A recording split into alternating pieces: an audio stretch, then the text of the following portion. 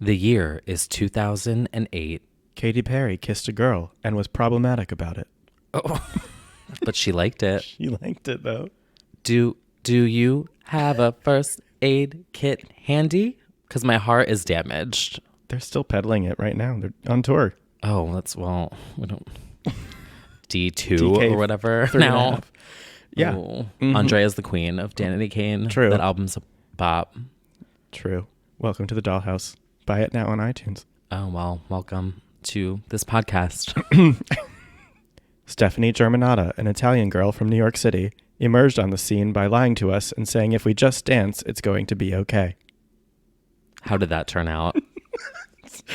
See her now as Allie in A Star is Born.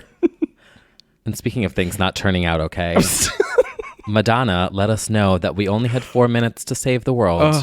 Turns out we actually have 12 years. We have 12 years starting from today. So recycle, you bitch. Recycle, reuse, reduce, buy hard candy on iTunes. Digital version. Saves plastic.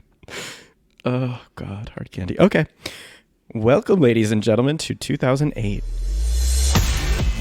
Hey, I'm T. Kyle. Hey, I'm Bradley Stern. This is our new Britney. Yeah, no, that's not going to work. Hey, I'm T. Kyle. And I'm Bradley Stern. And this is It's Britney, Bitch. A podcast for stans. By stans. Dedicated to 20 years of the living legend, Britney Jean Spears. A immediately rebounding year. A resilient, some would say, comeback. Yes. But some would say don't call it a comeback year. I don't really call this one the comeback year. I call it, well, she doesn't like calling it a comeback. At the time, it was a comeback year. At the time, certainly, general public would say it's a comeback. I think it is one of her comebacks that are the most underappreciated. Agreed. As we will get into it, she was really serving it in a way that we just kind of took for granted. Mm-hmm. But anyway, we kick off the year with the lowest point. Yeah, so it was right before my birthday. So everyone, that's the most important part of this story. She did it to me. Yes, we have, and it's like, don't mean to laugh, is actually a terrible thing. We have the 5150 knee. Mm-hmm. January 4th, 2008. Which is one day before my birthday. But yeah. So Brad's birthday is January 5th. Yes, that's right. Thank you, everyone, for the gifts. Send him nudes. Send them to my P.O. box or, in my inbox. So we have a terrible time in the Britney fans' life and times. Do you remember this moment? Yeah. So I remember being equally as horrified as I was when I saw the photos of the head shaving incident on X17. Yes. And this had video. Yeah. Photos, everything. And just like, I remember they kept showing the face that she was making. It shook me. It's haunting. Arguably more than head shave. Because her face is not somebody I recognize. No. It is truly gone. Like something cracked. There was a need for this night, clearly. And I feel like it was so invasive. Because, the head shave, like she let the paparazzi see what was happening. This was like, this was an invasion in every way. And it truly felt like the tipping point of like, actually leave Britney alone. Yeah. And I also felt like at this time there was a lot of stuff coming from the staff at the hospital. Wasn't there? Mm-hmm. I feel like there was a lot being leaked disclosed. Out. Mm-hmm. I think everyone was breaking rules, and there was such a irresponsible, unprofessional level. The level of unprofessionalism was far too much. Mm-hmm. And I think, management and Cedars-Sinai and all of that was just kind of messy. Right. Because at that time in this era, TMZ, upskirt photos, it was just like still the wild, wild west of what was considered human decency. So invasive. And none of that happens now. No, you don't see, things happening to the pop stars today. Even certainly they're going through it right now, and it's not nearly the level. No, it's not that radio needs silent. To be a comparison, but privacy is much more. Yeah.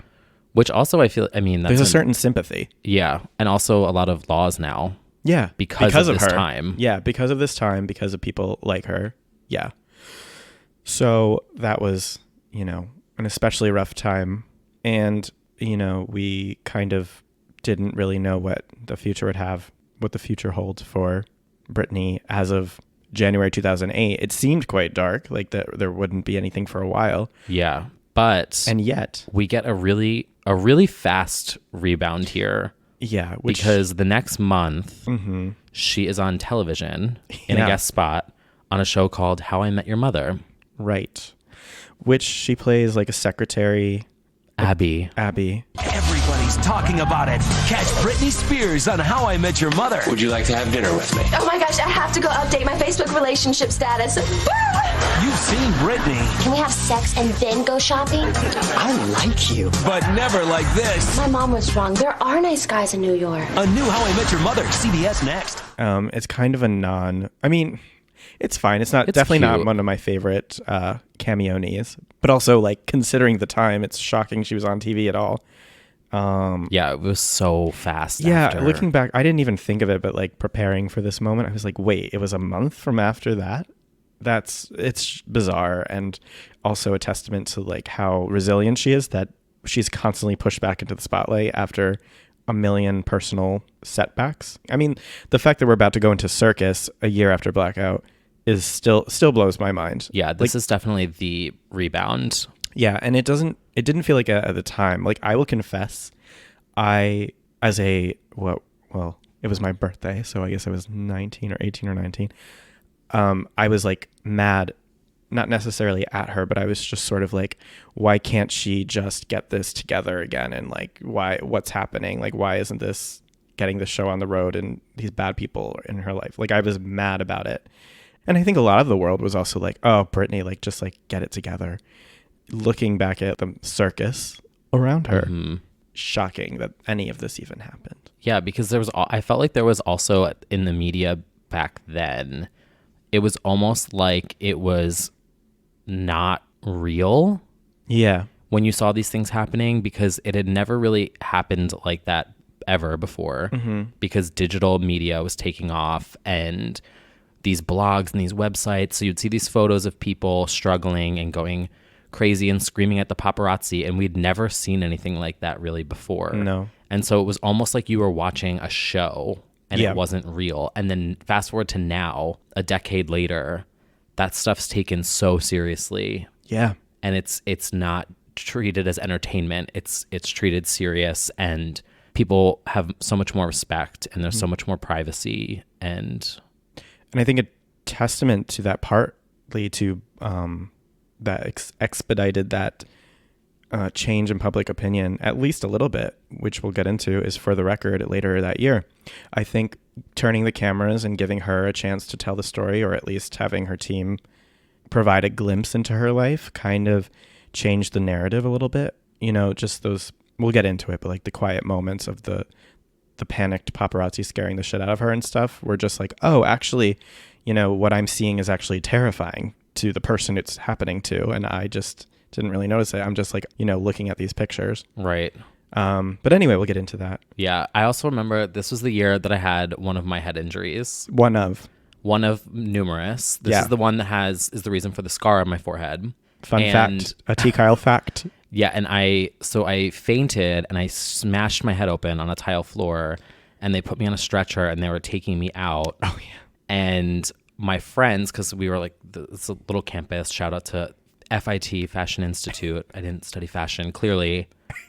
And I'm just trying to break the motherfucking ice. What's the change subjects, but also make it funny? Change it but make it funny. I'm taking a right turn, if you will. Okay. So I'm being carried out on the stretcher. I have an oxygen mask on, and my head is wrapped, and I'm covered in blood. Not a glamorous scene at all. And it's kind of chic. Yeah. Well, I was laughing at the time because it's like, what else are you going to do? Yeah. Very Gaga paparazzi 2009. I was ahead of my time, truly. So I'm getting carried out, and my friends are standing outside because we used to congregate outside the C building. Shout out to anyone from FIT who's listening. Oh my God. And all my friends are in shock. and they just start screaming because there's an ambulance there. And they start screaming, Britney! Oh my God, Britney! Britney, what are you doing? And they're looking at me in horror, but also laughing because I was waving like a prom wave in the stretcher. Right, delirious. And then they put me in the ambulance and they slammed the door and this nurse just reamed me out.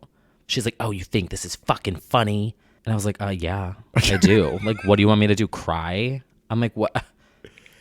Oh my God. But wow. yeah, so it was like Britney was in the hospital in January, and then literally a month later, I think it was the first weekend of February, it was a Super Bowl. I was at a Super Bowl party. Oh, gross. That was the this bad is news karma right there. coming to get Yeah. me. And that's the straight curse. Yeah. is mask once. And so Never again. Yeah. Wow. yeah. A lot of personal turmoil at this time as well. Yeah, so we always talk about how we have moments in our life that in ways Coincide. relate to Britney and eras and things like that. And this is one of them. Yeah. So you're both in the hospital and your triumphant comebacks are set for later that year. Yeah. So we get into the spring.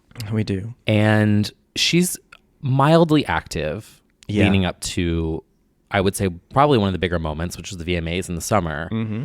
And there is a moment this spring that is, for stans, one of the most iconic memes of all time. Her name is Neyde Spears.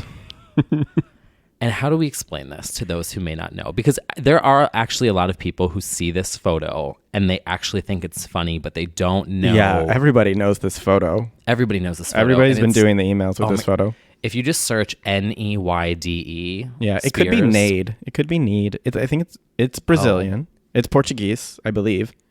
I think. Am I going off track? I think it is though. Well, she has a Tumblr. She certainly has a Tumblr. Queenneyde.tumblr.com. It is so funny. Like when I tell you, it makes me cry laugh. And also Queen Neyde on Twitter. Yes, is perfect. And it is neither of us. Just no, so it's you know. not. No, yeah, there is. It is not us. Needless to say.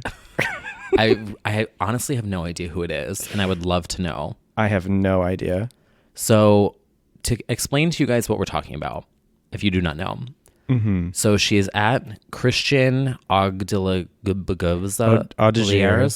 something like that. Fashion, I don't know. Birthday party, 50th birthday party, and 50, maybe, isn't it? Yeah, maybe. I remember should I even say that I went into at a previous employer that had Getty access. I went in and downloaded the entire album from their Getty account. Right. It was free. They had unlimited subscription, so I didn't steal anything. So she's there, and there's these photos of her, and it was like she went from into it to completely over it. Yeah. And there's all these super high-res photos of her. Very high detailed. And there's just one, and it is nicknamed Neyde Spears. Yeah, so her face, she just looks over it, and she's smiling in all in the before photos, and then one, she looks bored. Completely over it. And now we Photoshop it into mostly everything. We put her on the moon. We put her in bathrooms. We put her in front of computers.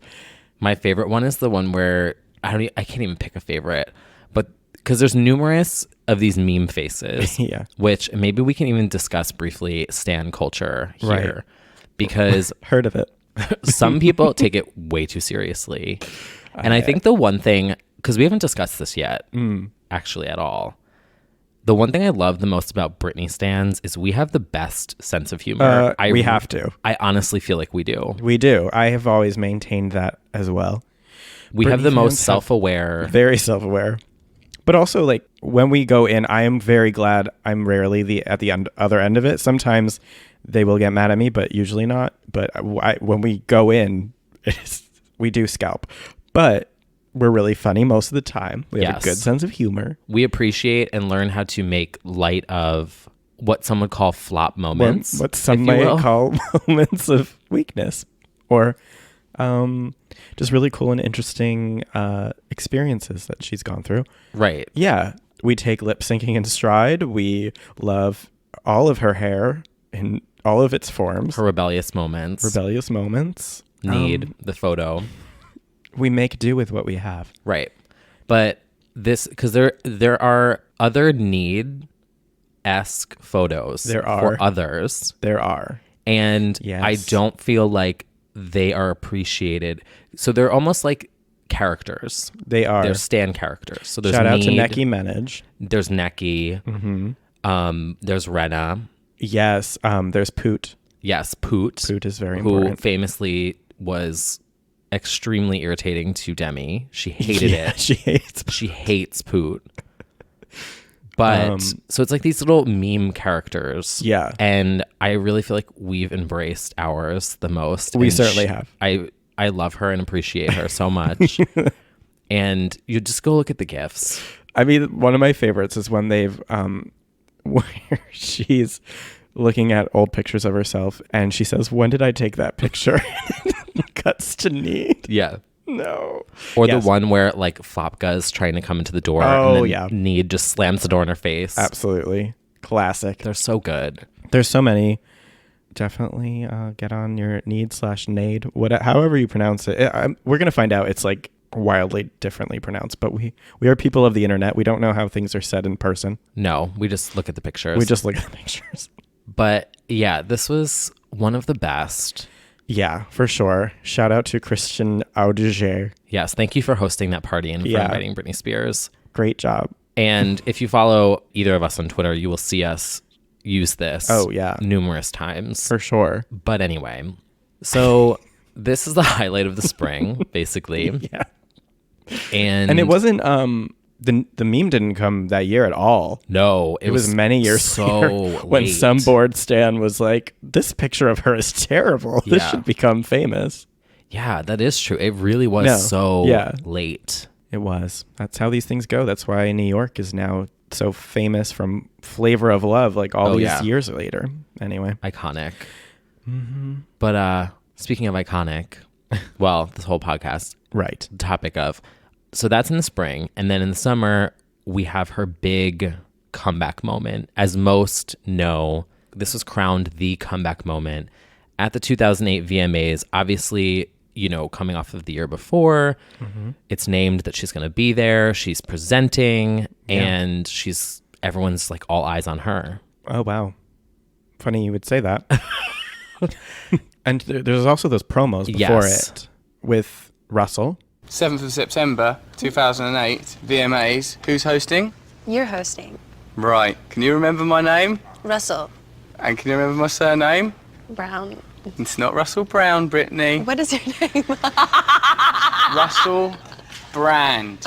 Brand. Sorry, my bad. It's all right. It's okay. Russell Brand. You will remember that name because I think pretty soon that's going to be your surname. Britney Brand. Oh, gosh. He was a good sport. I was kind of like, there was the elephant in the room. I thought they were genius. That is a genius move. They were really good promos. That was good. Yeah. So he was sitting with Britney and there was an actual elephant in the room. Mm-hmm. Good move, MTV. Really smart. Yeah. And it's all leading up to her kicking off the show. And also, I remember at this time, she had been in New York a couple times. Because at the same time she's filming For the Record is going on, you know, during the VMAs, kind of this time of the year. Yeah. And so she opens the VMAs. She comes out. She does well. She had a really funny bit with Jonah Hill. Yep. It was safe. Safe and fine. And that's all we kind of needed. And that's all MTV was kind of trying to do because really they were saving their asses from like kind of throwing her under the bus. Granted, it's no one's fault, but you know, her and her team for whatever Gimme More was, but it became, I feel as though they felt bad. Like that it was sort of their fault in a way that they propelled her kind of public meltdown. Yeah. What you'll call it. I think I had heard rumblings, like, because I worked at MTV a couple years after this, and obviously, you know, tried to get as much information as I possibly could, looking at all the photos, all the back end, like everything. And the rumblings that I got was that, because I didn't really get much, because everyone's very tight-lipped there, but the rumblings that I did get were that the camera angles and the way that they filmed it because obviously it's happening. You can't stop this from happening, but there's things that you can do to sort of ease the intensity of flopness. Right. Like you can pull back, you can pull the cameras out, you can do wide shots. There's ways. Even though if you've listened to 2007, we don't think it's a train wreck like it was painted to be. No. But agreed. Right. It was like presented very in your face. Right. There were certain angles that were not flattering. Yeah, and getting the people in the audience looking like they're making Yeah. fun of her even though they weren't. Right. Things like that. But anyway, she goes in 2008, she's there. She's got really cute pictures with the Jonas Brothers. Oh, she and does. This And is the Taylor. first time, Yeah. the picture with Taylor. I remember the one with, wasn't there one with Jordan Sparks too? I think. Maybe, which The cute one. would lead to her opening at the Circus Tour. Yeah. Wow, that fateful night. This moment also became a wax sculpture Yes. at one of the Tussauds. Her like intensely curly hair and silver dress. A good look. Not my favorite of hers, but very, very like glam. I'm fine. Everything's fine. Yeah. Also at the time too, I remember this was like the first good hair look that we had gotten this year. It was very flat, stringy. Yeah. Yeah, it was interesting. Yeah. But anyway, But so anyway, we were not here VMAs. for the hair No, today, but she wins she does. She wins 3. 3 times. 1, 2, 3. Can you count with me, Vegas? And the winner for Best Female Video is Britney Spears, Piece of Me.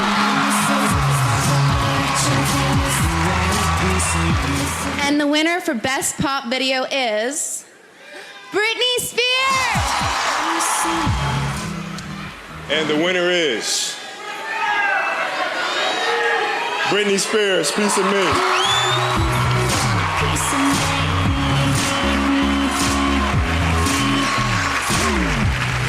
Wow, thank you. I'm in shock right now. I was not expecting this. This is such an honor to have this award right now, and I just want to dedicate this to all of my amazing fans out there for all of your support. Thank you. This is dedicated to you.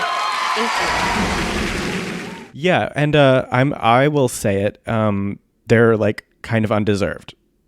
For Piece of Me, kind of Yeah, undeserved. honestly, T. What it was is MTV making good for not awarding Slave for You, Stronger, anything before this. It was for me. It was like making amends for flopping on her for so many years. Right. I think MTV now every year continues to do that and like punishes themselves or like tries to be like, remember all her amazing videos? And it's like, yeah, and you didn't give her awards until Ever. 2008.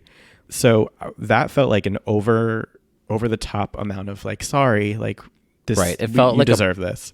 A press PR.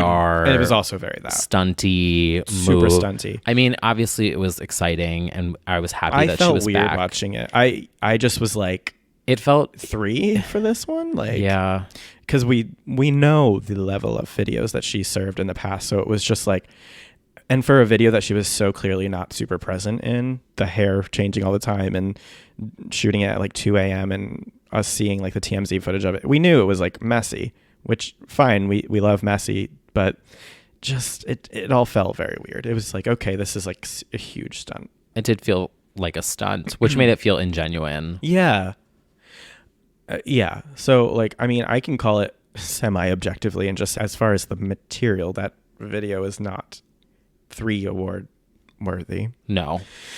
But we do like the fact that they kind of made nice to her. Yes. So, And there it's was a good. really cute moment with Paris. Paris got to present to queen. her, which was fun to see. Yeah. Because she's such a stan. For eternal stan, I don't care. Whatever, I stan Paris. Same. It's so problematic, and I don't care. I don't think she's problematic. Pick and choose your battles, people. I'm taking Paris with me. Same. Any stan is welcome. Is a stan of honestly. mine, basically. Especially in 12 years when the earth is on fire. Honestly, we don't have much time. Choose No. your pop legends. Exactly. Yeah, so we have a really great moment, and then it just keeps snowballing. This really kicked off, I would say, in the public eye, her major comeback. Comeback, quote So, unquote. and also too, I remember before the VMAs, I think another reason why I was disappointed was there was that video that came out of the rehearsal.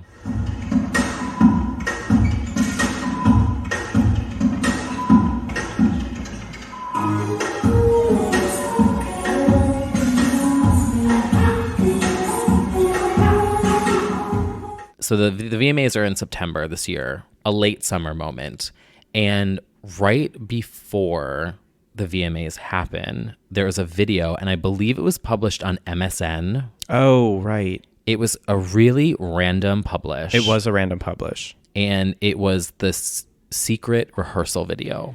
It's legendary status now. Yeah, which we would later find out is the song Mannequin on Circus. But this comes out right before the VMAs happens, and I forget what they titled it. I think it was literally just Britney Spears' secret rehearsal. Yeah. And it was just published, and it came out of nowhere, and everyone's freaking out. They're thinking, oh, she's going to perform at the VMAs. Yeah. And, Or obviously she didn't. Yeah. But it really did sort of kick off this, there's new music coming. It did, and it kind of was a breath of fresh air for all the fans who were like, oh, she's never going to dance again. She's never going to perform again. But also, this also kicks off a now legendary series of Britney dancing better in her rehearsals than during actual stage shows. True. She's hitting it so hard, and she's like sweaty and working it. And honestly, I blame shoes, but that's a whole other story. But she's comfortably in sneakers. She is like so into it. Yeah, this is a good refreshingly routine. old Britney. Yeah, that too. We don't even get this routine. No, we've never seen this routine performed we haven't. anywhere except in this secret video. Yeah, because she ended up choreographing it herself for like 2 performances during the Circus Tour with Right. Chase Benz. Yeah. But anyway. It must have been for something for the record. Yeah, because that is like kind of the same.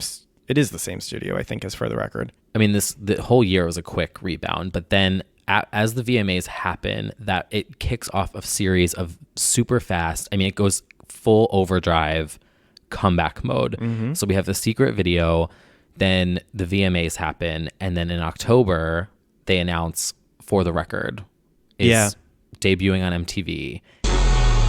There's a lot that people don't know about me that I want them to know.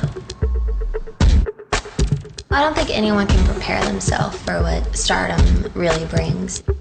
I've been through a lot the past 2 or 3 years, and I've definitely grown up big time. I sit there and I look back and I'm like, I'm a smart person. Like, what the hell was I thinking? The MTV World Premiere, Sunday, November 30th at 10. And it was this massive thing. I remember it got millions of views. I think they said like 5.6, which is Yeah, huge. they made records. And For the Record, they made records. Yeah. So this was sort of the personal side where she had an opportunity to address. Yeah, For the everything. Record is like goes down with like, I'm biased, but it goes down with like Truth or Dare by Madonna and some other music documentaries as like one of the most insightful and revealing, most personal documentaries for an artist. I think what's so interesting about it is that there's such a tension that she doesn't like certain things, and it's endlessly quotable. We get, I'm sad and things like that, and it feels like Groundhog Day every day. Same thing. There's no passion. Do you feel out of control in your life? No, I don't feel like it's out of control. I think it's too in control. There's no excitement. There's no passion. There's no, it's just like Groundhog Day every day. It's really boring. There's not necessarily a resolution to that. No. Which is so damning and kind of horrifying, and also really kind of encapsulates the Britney experience, because like the elephant in the room is still like the conservatorship and everything, because it's like she doesn't necessarily call the shots. Certainly not at that time. She was not calling a lot of shots for herself. No. And you see it in the documentary, which I think is such an interesting thing that Team Britney allowed us to see, because they're obviously so damn overprotective of her image, and yet we get to see her visibly crying and not wanting to put on like that tattoo moment for like Womanizer, where she's like, I don't like it. Mm-hmm. They're just doing it anyway. Really kind of horrifying, but also like really inspiring. I love this documentary so much. Me too. And of course the ending with M83 with the Larry fireworks, which, I mean, a classic Britney stan quote. My God, I hate waiting. I'm the most impatient person alive. Larry. What? Fireworks. Brittany, just play the game. Larry, When you're impatient and that like beautiful 10-minute moment of like everything's okay. I love this documentary because I feel like it covers so much of this whole, I mean, it covers all of the stuff that we didn't see from the rehearsing and the production of Circus and the VMAs, and it takes you behind the scenes for all these things that we didn't get to really see until now. And I just felt like, I thought the turnaround for her comeback was super fast, but then when I saw this, I kind of understood how it was possible, because you really start to see her resilience come through in here. And there's one section of the documentary where she talks about art as therapy. If I have a lot of nervous energy, you know, when I start dancing, it all goes away and I just feel emotion. It's like a roller coaster, you know. People think that you go through something in your life and you need to go to therapy.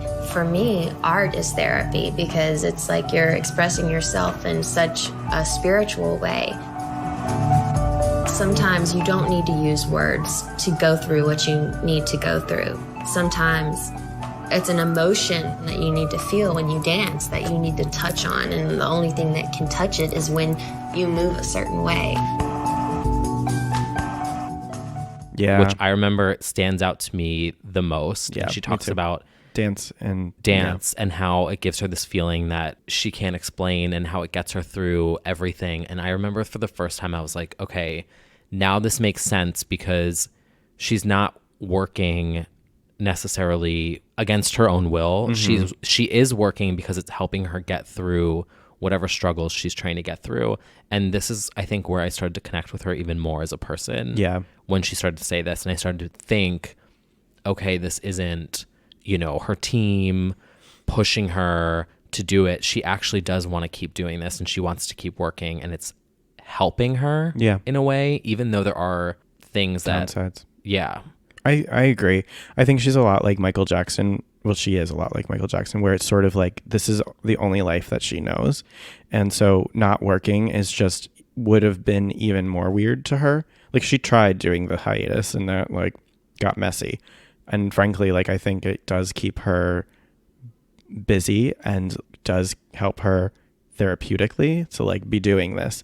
And you can see that like structure is good. And I think that's not different for people, especially like creatives. Like I think like having the opportunity to dance again and to make music was like actually what helped lift her. Yeah. I mean, for me it's my lifeline. Totally. If I didn't have my creativity, I would honestly feel dead. Yeah. And I think that was like essentially, and I think it was illustrated beautifully in the documentary. And the flip side of that is I think you get to see a lot of what you've done to her. It was very Look America. Like you get to see the paparazzi shouting at her and a lot of like invasiveness and her trying to protect herself and her side of the story. Of course, we'll never get the full side until she writes her good mysterious book, which she promises in this documentary. But I remember watching it with my ex at the time, who did not like or care about her, and he was crying at the end of it, and my mom watched, also like not super sympathetic at the time, also got emotional.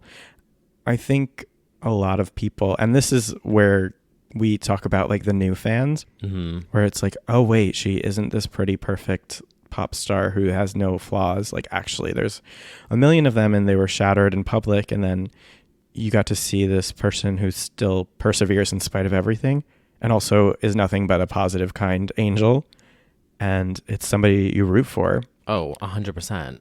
And I think that's why Britney fans are different than other pop fans, because we are rooting for someone rather than just like, Beyonce is queen of the world. Her slayage is like just so pristine and perfect. But like Britney is somebody we're kind of championing, and we want her to be her best and everything, and we're rooting for her. Like nobody's under any illusion that she's shaking the table or like slaying the game, especially not in 2018, but she's like somebody that we believe in so much, and like she represents that without getting emotional. But. And she, unlike everyone else, I mean, granted, yes, there are plenty of musicians who've had moments in the press. But I think it's safe to say that Britney is in the top 5, if not top 3, of the most horribly treated celebrities in media. And she was this, I want to say, almost like a what are those little rats that get tested on? A guinea pig? Yeah. It was like she was the guinea pig for this new era of pop culture consumption and suffered so much from it. Yeah, she is the poster child of that era, and people still are like, I hope, is Britney okay? Is she doing it? And it's all because of that moment, that era, when she was dragged by the public. And really, there was nothing that warranted it. Like, she went out like a party girl sometimes, just like any other girl in LA or whatever. Like, it was really, really unfounded. And so you get to see this side of her that's like, oh my God, she's still human, still has a sense of humor somehow, and is kind of rebuilding. Certainly much more, there's another wall to her that didn't exist in the bubbly person and the Oops era and stuff like that. And she only continues to add walls, I think, in later years, but it's kind of for good reason. She had bad people in her inner circle. And she says that in the documentary too, like she just trusted people. And, you know, it's certainly eye-opening, and yeah, that's a really special documentary, and I really feel like even non-Britney fans appreciate it, who have seen it, are like, oh, this is as a documentary alone, it is so well done. Yes. And it is shot extremely well. It is edited really well. It has one of the best soundtracks.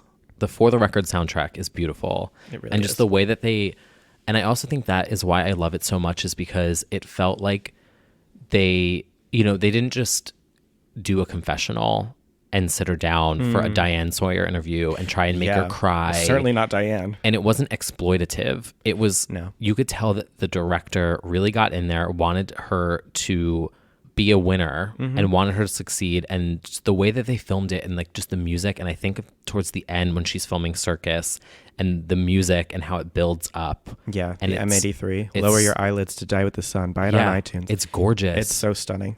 And you just see her triumph and the way people talk about her. It's just so well done. It really is. It's a great documentary, and it also kind of solidified the era. It kind of, Circus makes total sense because of For the Record. It really fills in a lot of questions that I feel like fans had about how this was happening or anything like that. And then we get into the album, I guess. Yeah. So after For the Record, it kicks off. Oh, that's right. We do have our lead single. Yes. So then it now switches from, this kind of press comeback moment to going right back into music. And we get the lead single, Womanizer. In just 5 days, this world premiere video, Britney is back. 2020, Britney, Friday, 10/9 Central. Which I remember had that, it was like a primetime premiere special, because I remember I was sitting with Lindsay, my friend Lindsay, who I mentioned before, Hey Girl, and it was like primetime 60 Minutes. It was another really weird, it was weird TV. Choice of premiere, but it was a primetime moment. It was, and it was censored. I remember that. It was like it was like the censored one where they added more smoke in the sauna, and kicks off with this mega video. Joseph Kahn. Once again, so good. She loves playing characters, as she has told us many times, and so she decides to wear a lot of wigs and seduce this man, and proven he is in fact a womanizer. I love many things about this video. The square eggs really stand out to me. Yeah, very mod, very Black Mirror. Yes. There's a lot of like little teeny moments that stick out to me. Her sauna moment obviously is stunning. That's giving us a little Toxic nod without a bodysuit. I really like the office moment. I mean, I love all of it. I love the Womanizer video. And how she's driving the car with her heel. Oh, yeah. Fierce. Oh, Chauffeurny is really hot. Mm-hmm. And of course, the making the bed at the end and jumping off of it, so cute. Or she like pulls up the sheet. Yeah. And then like hops off. And we get moderate dancing, a little dancing. Enough. Yeah, Very a little bit. Britney-esque dancing. Oh, of course. And also our cherry moment. Yes. When she takes up, she ties it with her tongue. I would say this is the start of, it's kind of, I mean, it's obviously where we start to get handography knee. Yeah. But I also loved that it felt like, especially more so in Circus, I think in Womanizer, but it felt like they started to do more artistic dancing. Yeah. Like they kind of brought in more of the costumes and all that stuff, which we had lost for so long. And it was super theatrical Britney again, with like the Womanizer, with the way that they had the groups of people and telling a story. Yes. It was important because the dancing was never, will never, whatever you were going to say, the same exactly. So instead, we're getting narratives. Thank God, in my opinion. Yeah. In the same way that Kylie Minogue does it, just because, and you can get some fierce choreography still, but it's like, can we have it not just be the, as Christina would shade, the bowling pin formation with the dancers as like your main focus? Like, you know, so yeah, we get Womanizer, we get a tale out of that one. Yeah, Womanizer kicked off this musical era. And do you remember the premiere of the actual song when it premiered on German radio or something? I was in college and the radio DJ it was like in German, and he said like Amy Hauswein before of it. I have this very specific memory. Like, tweet me if you also recall this. It was like at 5 a.m. I was in college. They played it on German radio or something, I think, or they attempted to, and it might have even not happened. The years blur, but I do remember it was a German radio thing of some sort. Yeah. And then like a snippet leaked by a radio station. I remember the snippet. Yeah, the radio one might have been a false start that's probably some like exhale flop rumor that never came to be. Shocking. But the snippet happened, then they got in trouble, the radio station. And then we got the full thing, and that was it was a left turn for her musically. I remember being like jarred after hearing, like just not expecting that, because it's entirely different vibe. She's kind of talking. Yeah. So I was like, oh.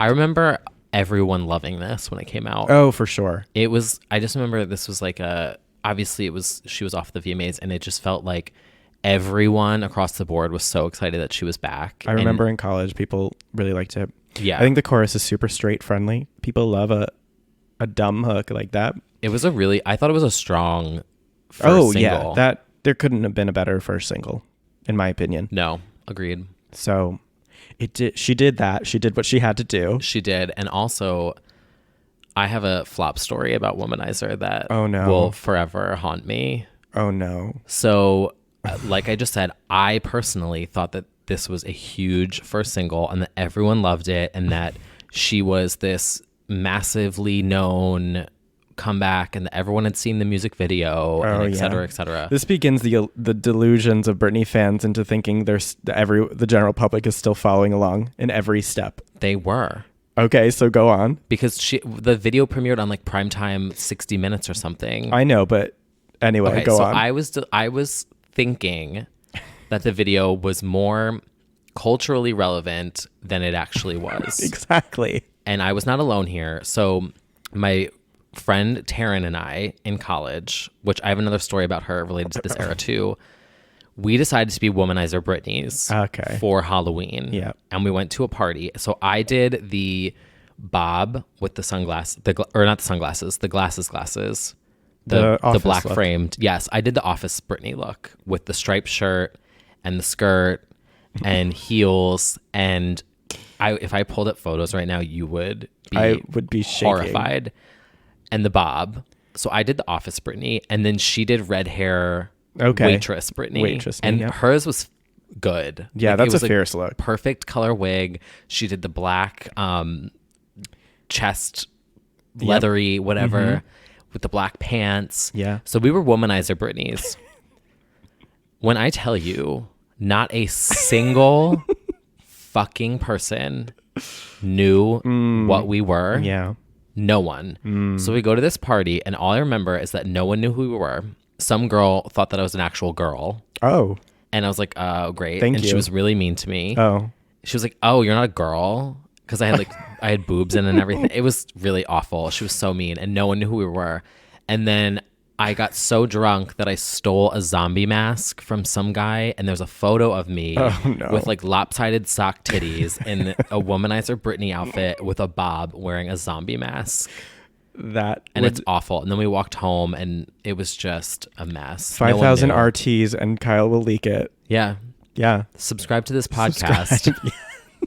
And I'll leak all the photos. Oh, that is horrifying. It was awful. Yeah, well, as I was saying, I feel like this kicks off the era of fans thinking that everyone's on the same page. Because for a full decade, that was the case. Right. Everyone knows every Britney iconography visual.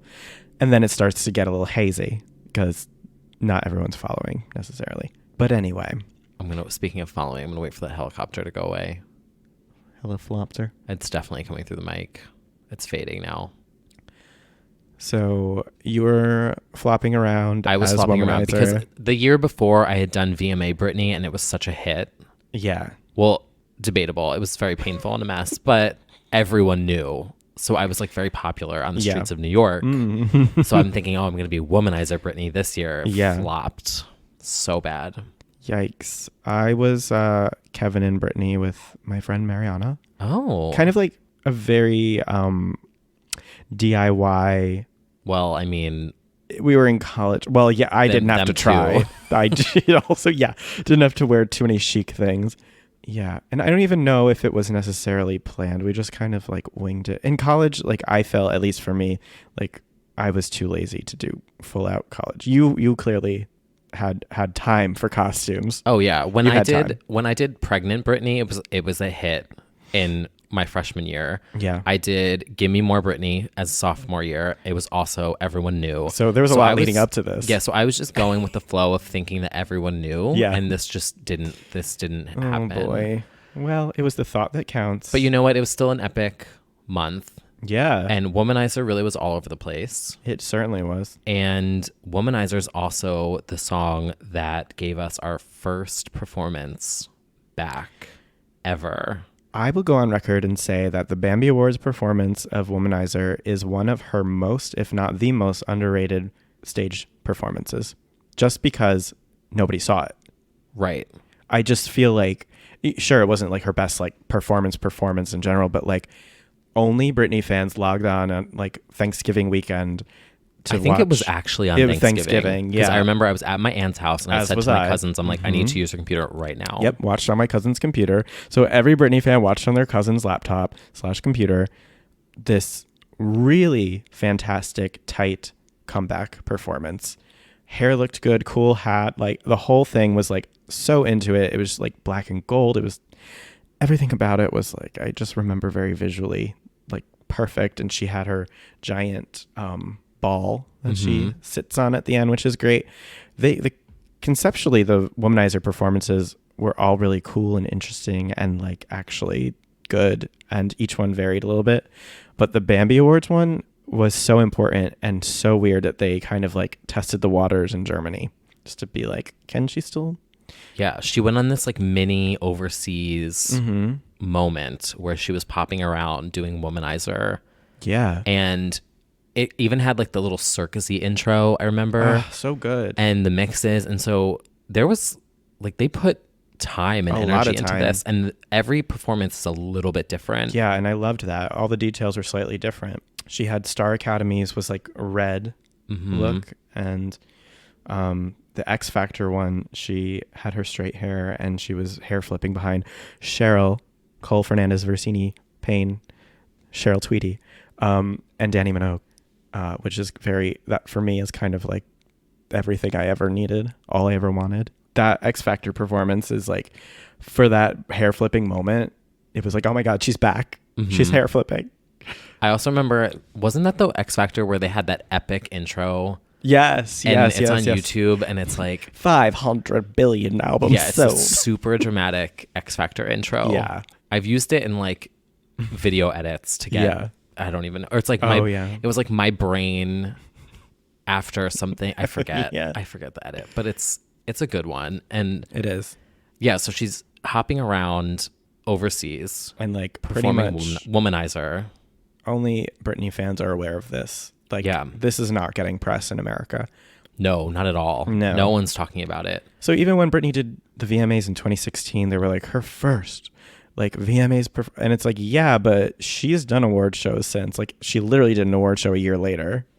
Calm down. But deeply underrated.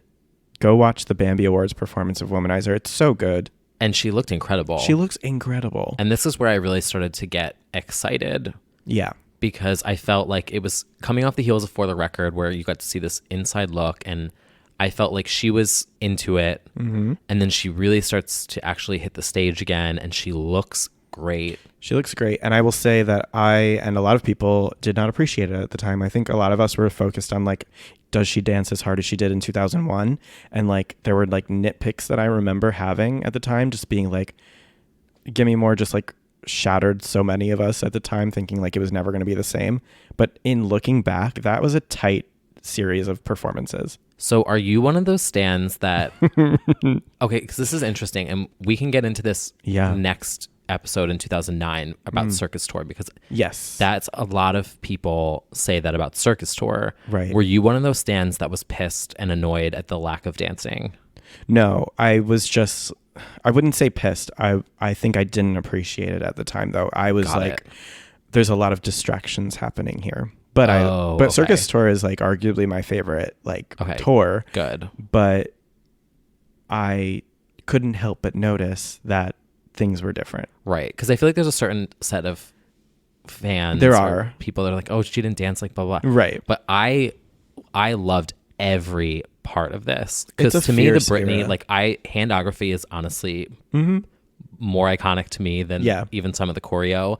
And the hair whipping. Right. So when she came out doing these like Bambi Awards things with the sharp choreo and these costumes and the mixes, like this reminded me of like Dream Within a Dream level of production, and I was freaking the fuck out. It was definitely something that I wish more people got to see.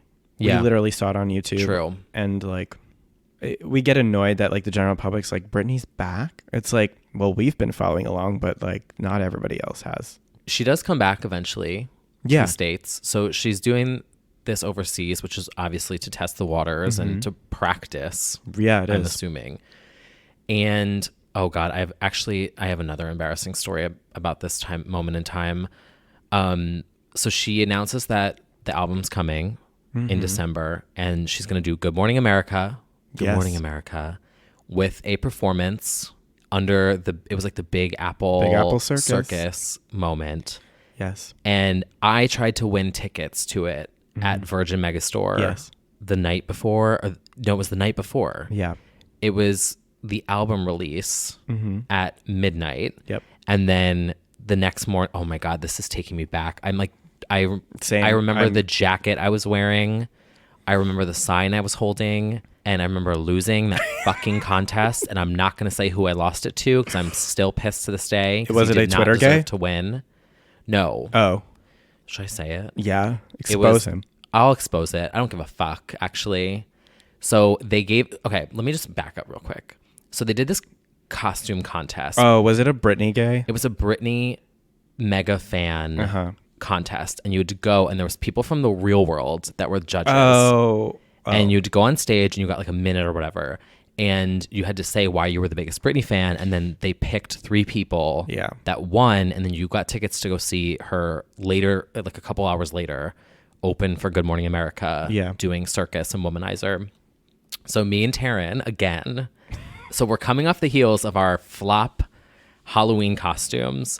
So I wore the wig again with the glasses, and we had Team Britney shirts, and we made this massive collage of just like everything Britney in our life. And we had signs that said like GMA ticks, please, womanize us. And I used all the fonts from the circus stuff. So it was like all circus. I have to put the pictures out somewhere. So we get on stage and we talk about how we've never seen her live, and we show the collage, and we give this like a poster board size collage to the judges, and they're like, oh, freaking out or whatever. And then Mr. King Alex gets up there and just starts crying. Oh. And showing his tattoos. Oh boy. And they're like, oh, cool. And then this other girl, so he gets up there and he just starts sobbing that he's like the biggest Britney fan ever, and is like, I got all her tattoos, blah, blah, blah, blah. And we're like, okay, like, cool. And then this other girl gets up and she's in an Oops, I Did It Again catsuit. But she wasn't like a mega stan. Yeah. But she looked snatched. I'll give her that. Yeah. And just got up there and was like, yeah, I just love Britney, and looked so good. Yeah. And they won. And we were devastated. That sucks. The victory and the agony. And listen, it's all right, though. You're very pissed off. Tiffany's about to punch me in the face. Kill her. I'm going to kill you, too. Hey. I won tickets to it, by the way. From doing what? I was waiting and get like I was fucking waiting for this moment. Womanize me. No, they also did an online giveaway. They did an online thing. And I remember, I'm so sorry right now.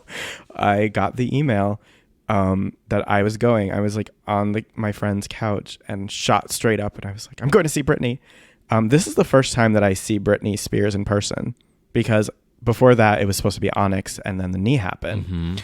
So it is. So you just like filled out a form online. I filled out a form online. Like, hit enter. Got the email.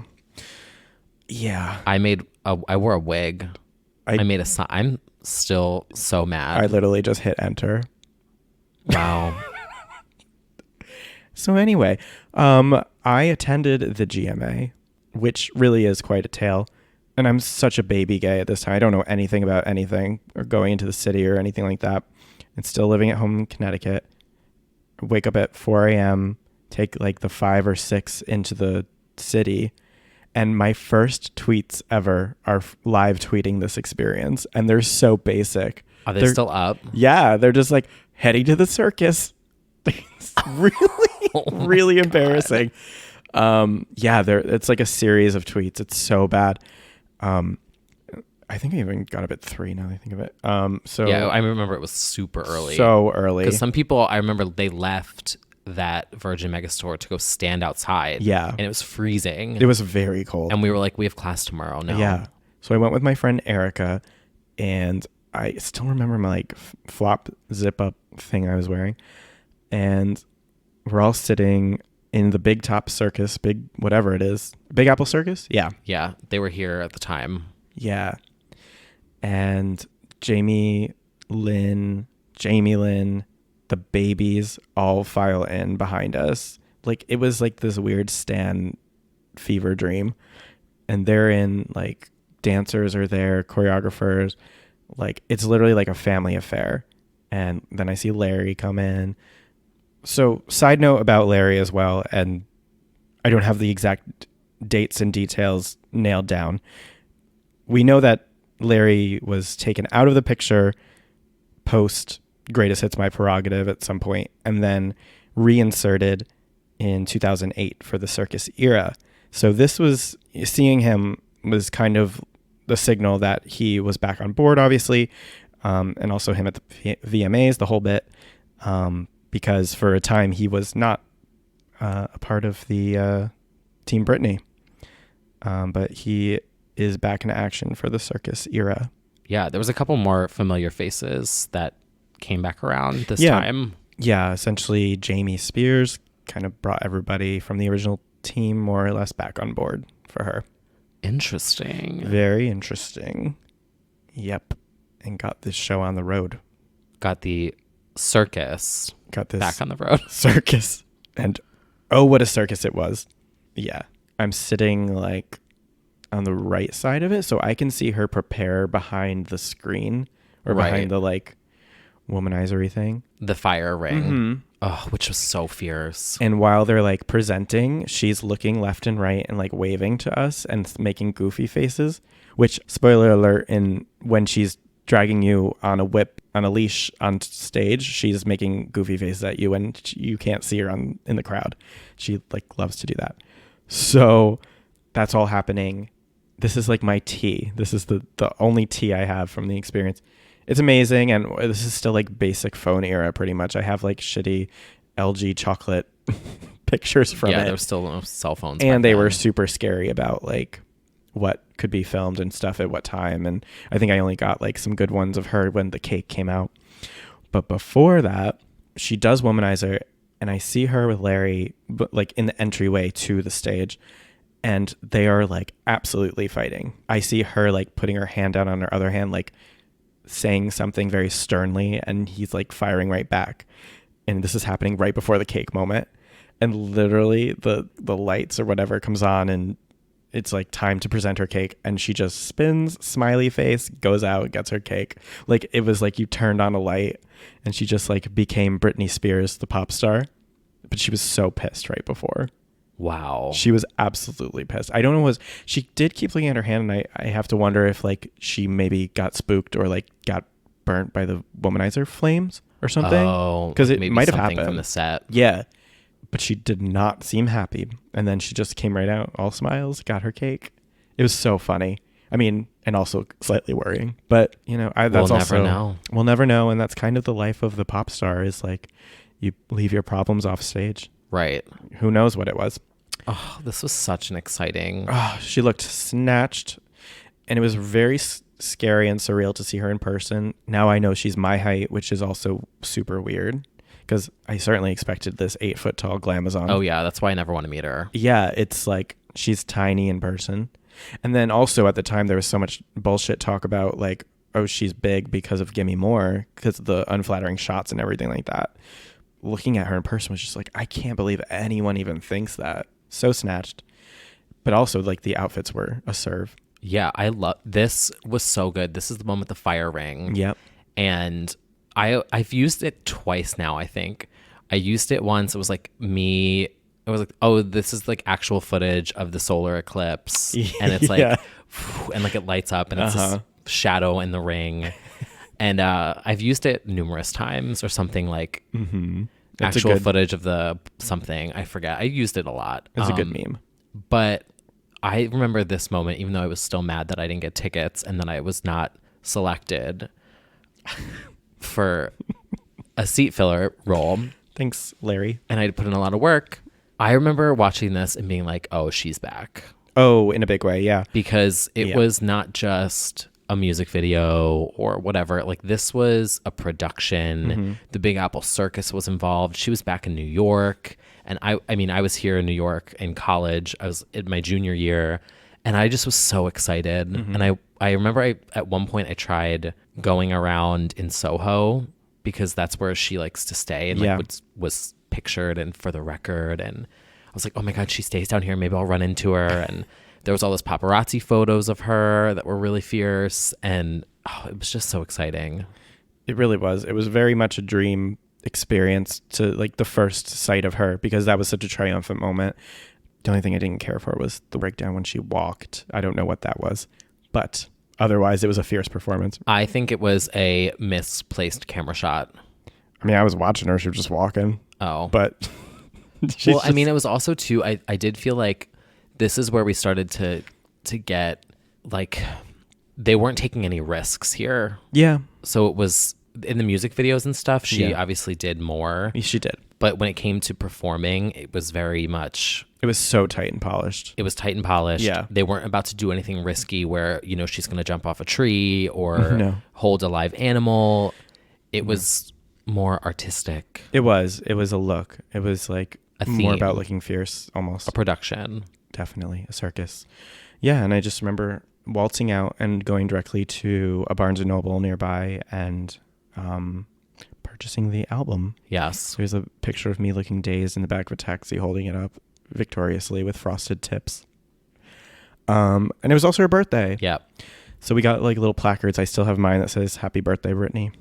And I remember also too, there was the cake that they gave her that was gigantic, huge. Yeah. So cool. And then wasn't there something else that she did later that night where she got a really cool cake? Yeah. I feel like, wasn't this also the time where BritneySpears.com had a resurgence? In the sense that she was using it? They were, not that she was using it, but it was starting to get more active. It was, because then she started, they did like those photos from the rehearsals and stuff, and like the Britney watermark, BritneySpears.com watermark. Yes. Yeah, that was definitely happening. And Britannica came into play. This is where her digital website presence kicked back in. Yeah, this is where she hired a social media manager. Right. And because they didn't premiere Womanizer on the website. I mean, maybe I'm just getting mixed up, but I do remember the website. Break the Ice, I think, might have. Yeah. The website was starting to get more active. Well, not Break the Ice. What's the second animated one? Kill the Lights. Kill the Lights, yeah. Yes. She started to have more of a social media presence and website presence. I remember her earliest tweets coming up at this time too. Oh, and then she gets taken over by the Illuminati that one day, but that's in 2009, I believe. That was an amazing moment. Oh, right. Well, before we do like a track by track, is there anything else that we remember from this era? God. I have one favorite moment. What would that be? There's several moments, but you have a standout. I do. So the one thing I loved about Britney this era was obviously she looked so good by the end of the year. I mean, every look was a serve. And she did the tree lighting this year. And I think I just have a love for everything that she does in New York because I've been here for so long and she was here at the same time. And so I feel like I just felt like I was in the presence of a legend. And she was popping up at all these places that I had been to. So they announced that she's doing the tree lighting, but it's pre-taped and it's this commercial and it's still on YouTube. And you can tell she is so fucking pissed off in this commercial. But she's serving, like the hair is so good. The makeup is flawless. And she's just like talking about how she's like, this is, New York City. And this means so much to me. And just the way that she says it and the inflection in her voice. Ladies and gentlemen, Britney Spears. Welcome to New York. Christmas is one of my favorite times of the year, and the great tradition of the lighting of the tree in Rockefeller Center means so much to me. I first appeared on this show at the beginning of my career back in 1999, and tonight I'm so excited to be here once again. I want to wish all of you and our troops happy holidays and a happy new year. The stage is set, we're ready to go, so let's get started. For the 76th time, it's Christmas in Rockefeller Center. And like the way the camera pans down just makes me crack the fuck up every time. Sassy. And this ceremony just means so much to me. And then she says Rockefeller Center. Oh my god, instead of Rockefeller Center. Yeah. Which. And then they renamed it. Yeah. They did. New engraving. They did. Means so much to me. So much to me. Oh. Good memory. Yeah. No, I think we should go ahead with the album. I don't know if I have a specific memory. I mean, obviously seeing her live. Right. I guess the memory was just seeing her while you were so mad outside of the venue. Yeah, I'm in class at FIT staring out the window. God. So I love that we both, I wish we were friends at this point. Can you time. imagine? Holy like, it's shit. crazy. Because I had never seen her. I first saw her with my own two actual eyes in my head at Circus Tour. So it's like the same same of experience. Era. Yeah. People can take everything away from you, but they can never take away your truth. But the question is, have you subscribed? You can subscribe to It's Britney Bitch here on Apple Podcasts. You can follow us on Spotify. And where can you find us on social media? Where can they find you, Brad? Oh, if you want to follow me at Muumuse, MUUMUSE on all social platforms. Lucky. I wish mine was all consistent. You can follow It's me not. on Twitter at TKyleMac or Instagram T.Kyle or YouTube TKyleM. She was not consistent. And what's the OnlyFans?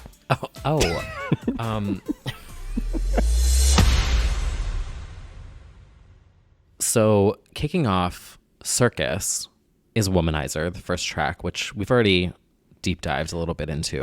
We've deep dove. And I also like the moment in For the Record where she's recording it. She's got like her purse on the table. Oh yeah. And she's just like, superstar, where are you from? We love Womanizer. It really did a lot of good things for her. Yeah, and gets a really good dance break in later years. Ooh, that's true. Mm-hmm. Yeah. Which I would love to hear a studio version of.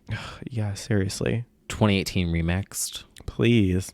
But track 2, which we haven't really gone into yet, is the title track. Title track. Circus. Like it's like it's like a circus. That interview. That interview. Epic. So make sure to watch the Making of Circus interview. The concept for the video Circus is basically about, a circus. Which is the only time she ever addresses Blackout, like on camera, where she's just like, well, my last album was kind of dark. So this one. I have this on DVD. Yeah. This is also on version. Apple Music. Yeah. Circus, the song, also like couldn't be a more fitting title for the era. Perfect. Oh, can we also talk about the album cover? No, we haven't talked about the photo shoot yet. Yeah. So if it makes sense to do it during Circus. Yeah. Because it's like a circus. Like a circus. I was like, who is that at the beginning when it first premiered? Because it's like an oil painting. It is. I don't know how I feel about it. I love that it looks like an oil painting, not because... So I have a love for retouching. Yes, you do. And so I thought it looked to me very much like... I almost just said it reminded me like a circus. But wow. No, those... God, no, I'm going to say it. Like freak show-esque posters where they're very much surrealist. No, not surrealist. I never like illustrated fucking paid attention almost, in or art just history. like, I went to art school and I don't know anything about anything. Doesn't know about the art. But I do know how to retouch though, but it felt very fantasy-esque. Oh, fantasy? For circus fantasy? I'm over. I can't. You are my canceled. vocabulary's canceled. I know what you mean though. It is. It's almost illustrated. It's almost. I could have just said that. Yeah. It is. It's true. Yeah, because I think a lot of those like trading cards and posters and freak show posters are a mix of illustration and very photography, and it was cool. Early 1900s. Coney Island. Sure. Ish. Yeah, I guess it's so out of place when you look at all of her other images. It's true. Just like weirdly. But anything was better than that blackout cover at this point. True. But that one certainly represented. Well, I guess this one perfectly represents it too. And we love the shoot. The only issue I have with the cover is there's a thing on the dress by her one arm that they really should have retouched out. It's like a fold on the arm. Yeah. Like in here, it just looks weird. That was my only issue with it. Very subtle detail. Interesting. I like the back one where she's in bed getting her cake. And I love the one on the tightrope. Tightrope's great. And also the photo that they used for the tour. Yes. Yeah, very, very, very stylized versus just no pictures being used for blackout, despite the blackout shoot being the best. This was like super over the top fanciful fantasy. Yeah. And I have it's somewhere in my closet. I have a promo photo poster. Yeah. That even had like tickets that you could pull off. I think I remember when this. the album came out. Yeah. And I remember the deluxe copy had a fold out poster. Yeah. Was this the one with the crownish thing that she has on her head and she's on this swing sort of? Yeah. Yeah, we had some good shots from this for sure. They invested. They did. And we got a lot of the behind the scenes in for the record. We did, yeah. All serving looks. Yeah, for sure. So Circus, the song Circus, also one of my favorites from her, which not like top 10 or anything, but I like it. I like it a lot. It's top 10 for me, I think. Is it? Oh, I mean, it could be. It's because I feel like it's the time that it came out. Yeah. The moment in her career that it came out. Plus, it's just, I think it describes her career so well. That and Piece of Me have a very similar vibe. I think it's underrated for sure. Oh, yeah. And the video is just the breakdown is so level. good. The video is amazing. Francis Lawrence, Slave for You, comes back to do this one. And it is expensive and really classy. And we get that Bulgari earrings moment at the beginning. Oh, yeah. SpawnCon the house. And then we have actual animals. No animals were harmed in the making of Circus, I think. No, I think they were green screened in. And they were green screened in. So they were. It looks like they were. They were actually in the wild and they just like posed. Yeah. But also another elephant in the room moment. Yeah. Great aerial work and all of that fun stuff. And the only bad thing that we've seen in For the Record is like she was dancing a lot more in what actually made the cut. Oh yeah. So it was kind of annoying. The breakdown especially. We were getting more glamour shots in that like top hat moment and stuff instead of the dance, which she is clearly hitting like the sand really hard and stuff. Yeah, I do remember in the making of and also in For the Record, it seemed like there was more dancing. Yeah, that for was sure. In the actual final product. This is this really was the era where we kind of got used to the idea that that's not like the focus necessarily. Right. It's who she is, but it's not the main selling point. But yeah, Circus, we stand forever. We do, because it's... and all eyes on me. Like a what? So next up is the ballad. The ballad. One of the ballads. One of the ballads. Out From Under. Originally from the Bratz soundtrack. Yeah. I love Out From Under. Same. And I have very specific memories of me driving around alone in college crying to it because I had just broken up with my boyfriend for like the 30th time. This would not be the last time we broke up, by the way, but I remember that being like my sad song about it. Maybe I could live without when I'm out from under. Wow. I thought it's really pretty. It is.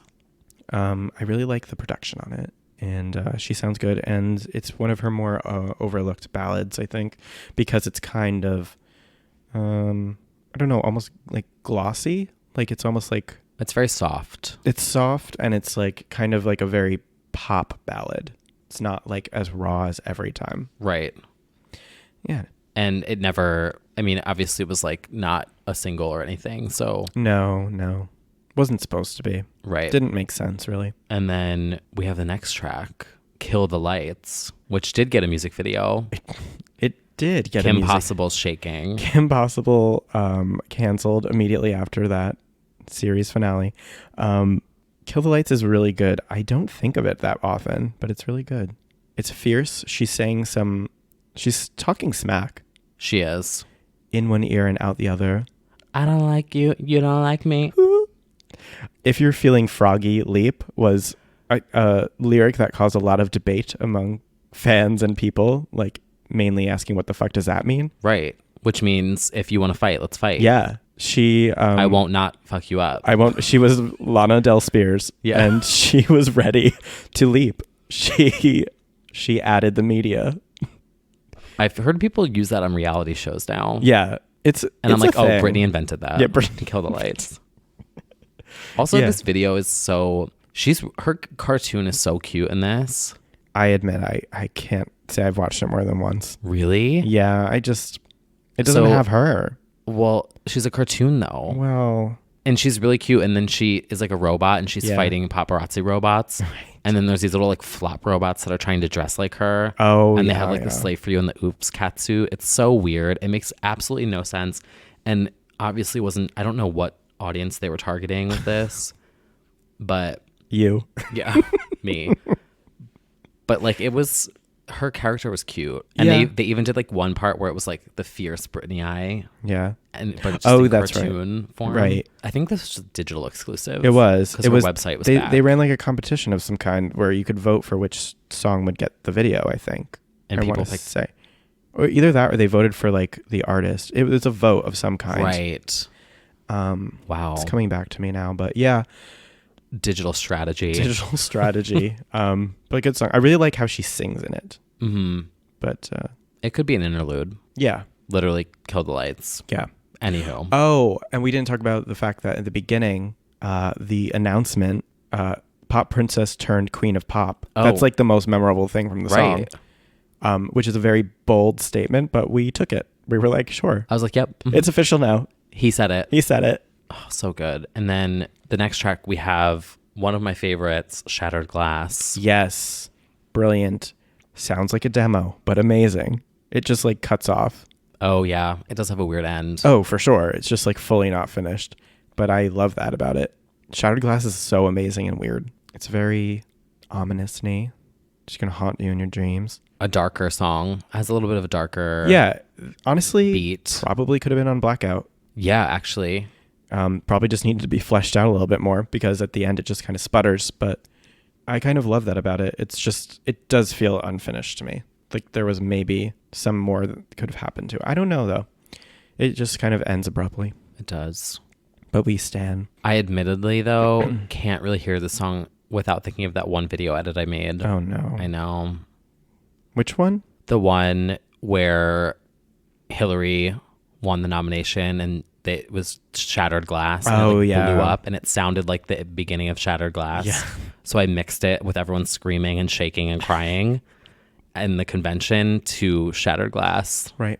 Ruining yet another Britney song with... What do you mean ruining? Political propaganda. It was not ruining. Enhancing. It was enhancing. Literally, glass was being shattered. So, oh, God. But whatever. The song's good. Right along. The next song, La La La La La. Speaking of bad memories. Yeah. Wait, why is it bad memory for you? The beginning of this song in Atlantic City, Piece of Me 2018, when they're like la la, and like the whole audience, there was like silent. There was us and then maybe two other gays screaming it. Yeah. Oh, that was not our favorite. No. So If You Seek Amy's next, which is brilliant. Brilliant. Do you see what she did there? If you seek Amy. Doesn't make any sense, does it? Continued attacks on Fox News correspondents. Yeah, Max Martin reunion, which is cool. Max tends to do really slutty songs with her from this point on.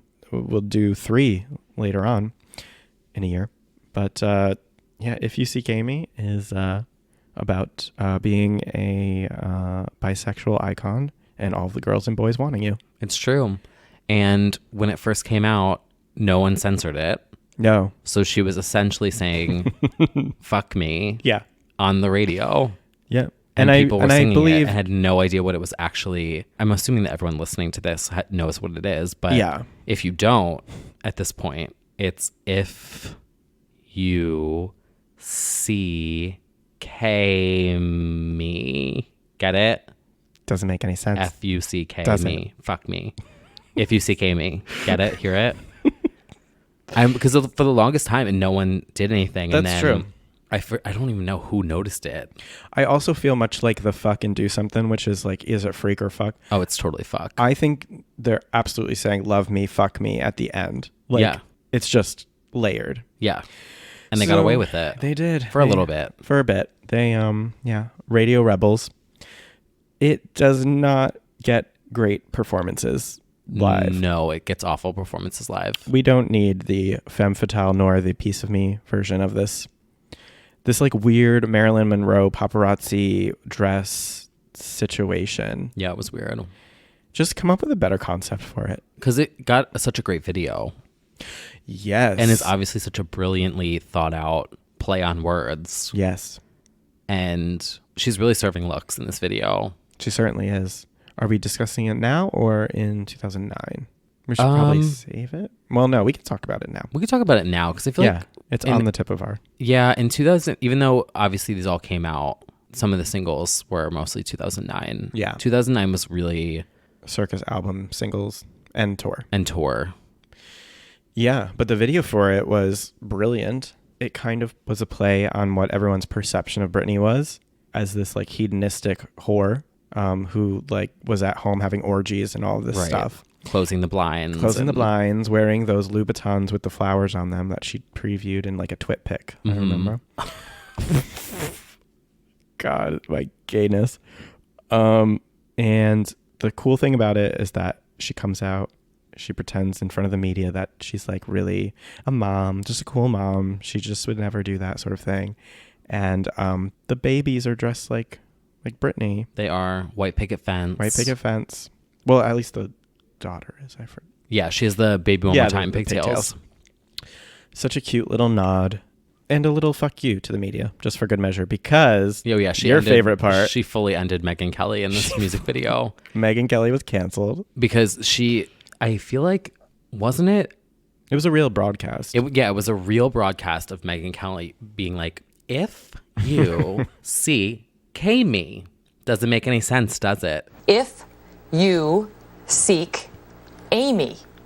Doesn't make any sense, does it? They just completely redid it in the beginning of the music video, and it's so good. And then I remember she responded to it afterwards. She did. I can't remember what she said. Something positive. She was, I mean, you just got scalped by Britney Spears. Right. You better bow down. I mean, she's the type, though. It's like faking outrage They were like, until getting attention. Right.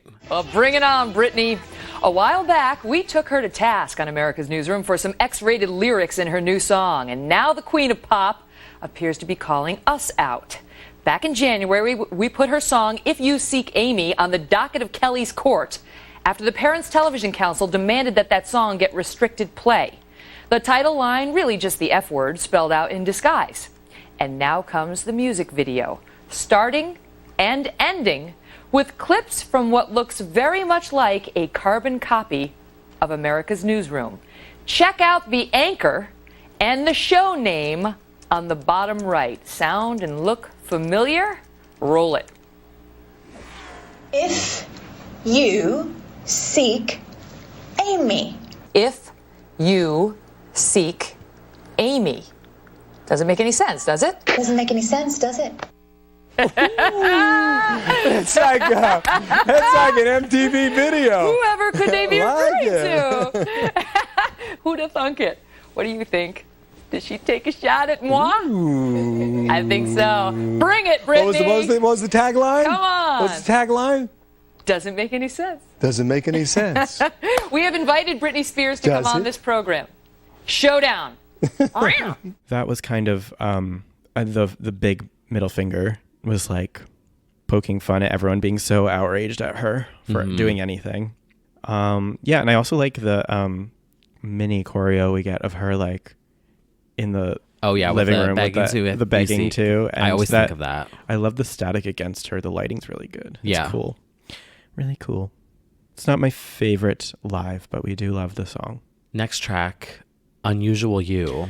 Well, here we go. Thought by many to be one of her best. Yes. Criminally not served as a single. Should have been. Final single. Yeah, this would have been a good closing single. There was talk of it, or it even was released in Australia.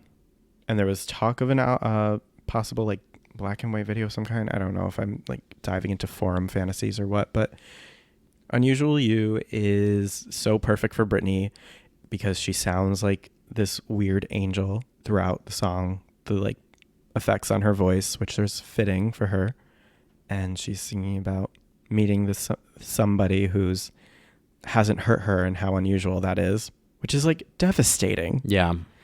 She's a boxer in the ring trying to defend herself. It's honestly it's a beautiful, haunting, dark, super haunting electronic ballad, mid-tempo-ish. Yeah. It's such a strange combo of sounds, which is why I think I love it so much, because I mean, you think classic Britney sound, which I think Womanizer was more of like a classic Britney, but this one was just such a beautiful, and the lyrics were really telling and made sense. Definitely the spiritual sister of Every Time, where it's like this very vulnerable person, but it's got a more hopeful message, but it's like it comes from a very sad, dark place. And yeah, you can like cry to it or dance to it. There's like this throbbing beat that makes it either, which is really cool.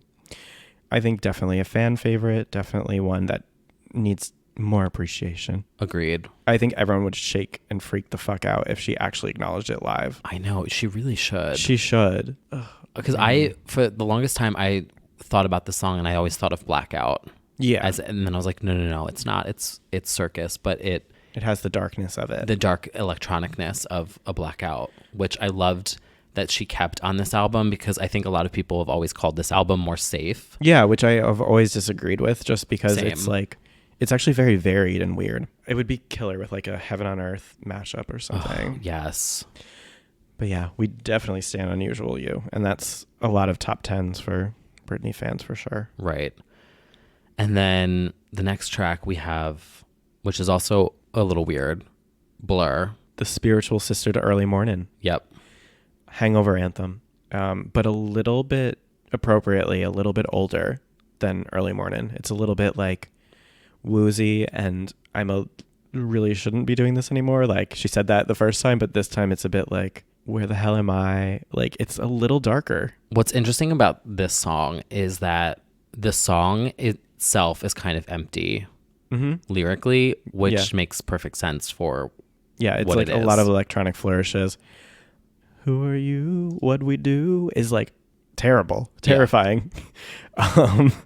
It's really good though as like the hangover anthem. Yeah. Very appropriate.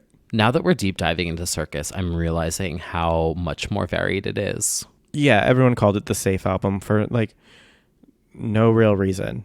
I think it's because it's not wall-to-wall bangers like Blackout.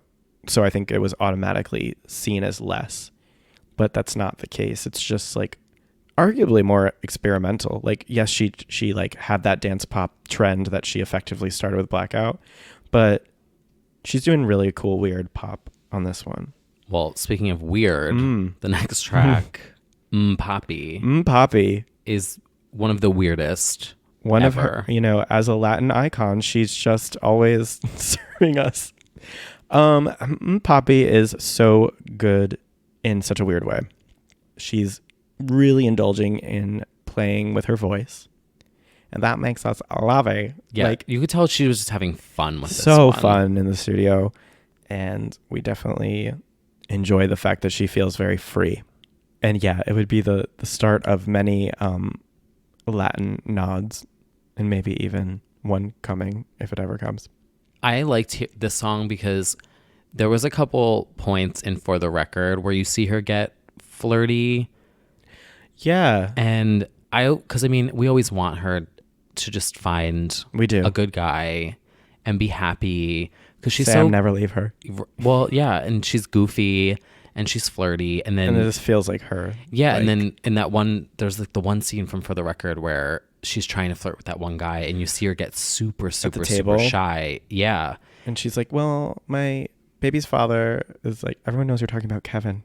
You can say Kevin." Right. It's so cute. She's so like weird. She was trying to get her manager to like give the guy his number, and I'm like, "You're Britney Spears." Yeah. Like you, which was so cool to. Not cool because she's shy, but it was insightful to see. It is. There's also one of the quotes from that scene too, I thought was really interesting. Like going out and doing stuff and like seeing a guy and hanging out.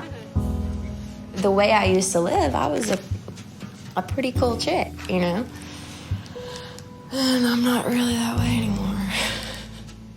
But yeah, she's being super fun and flirty on this song, even though Super it's fun. so weird. Yeah, it's the soda pop of the album. It is. It's Weirdney. It's Weirdney. And then next up, we have the song Mannequin, which we had heard before the album came out, which we didn't know in that secret rehearsal video. Yes. I stan Mannequin because it's so kind of icy, and which is the point of the song. It's just like, you can't touch me, you can't feel me, like robotic. And the breakdown, like it could have been a very dance heavy number. Wasn't it rumored that this was the lead single?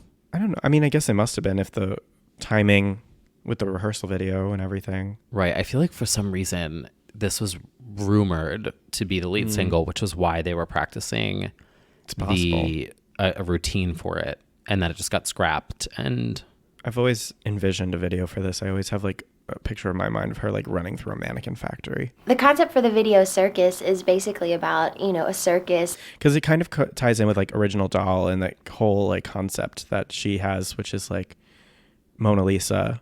Right. Which is that there's like carbon copies and stuff. Yeah, and that and when people describe themselves as a mannequin, it means that they don't cry, and that they're, in later videos that we would have seen in Work Bitch where they blow up all the mannequins. Yes. Like there's a symbol to it. There is. That has been used before in her career. So yeah, we didn't get the full mannequin fantasy that we deserve. We did not ever. We do get it on the Circus Tour for about 3 shows when she bedazzles a yellow tank top and wears a cop hat, I think. Yeah. And does this handography routine. Yes. Skinny though. Skinny, but not iconic. Nope. The next track is Lace and Leather. Lace and Leather. A bop. It is a bop. Heels 6-inch. Makes a boy want to bite his lips. This is a very Britney moment. Very Britney. Very, for the Prince and Vanity fans out there, very Vanity 6. Like super like slutty, funky, which is cool. Yeah, very red lips. I'm a bitch. Heels 6-inch. When you hair flip to this song, it has like an oomph to it. Like does. there's a, which we do get on Femme Fatale. No, on the Circus Tour. No, what am I thinking of? Oh, you're thinking of Femme Fatale Tour? Yeah, she jumps on the shoulders of the guys. So Lace and Leather doesn't get a moment in Circus Tour. It will in Femme Fatale Tour, but it's a really good like interlude kind of moment for a striptease. Also, I, for some reason now, when in retrospect, I always think of that one commercial where she's like, it was later years. It was like the Kohl's commercial where she's like, I love lace and leather. Oh, yeah. And it just reminds me of it now because it's like, it was Candy such is for Kohl's. It was such a bad commercial. So and bad. It's like, I love lace and leather. And it was so goofy. And I'm Yeah. like, no, lace and leather is so fierce of a song. You should be like hair flipping in like She a good has stiletto. A history of referencing her songs without realizing it. It's Right. tragedy. Well, It was like prerogative. I'm sorry. Did someone just say tragedy? Oh. Because the next track. Okay, I joke. Nothing is a tragedy. What are you about to say?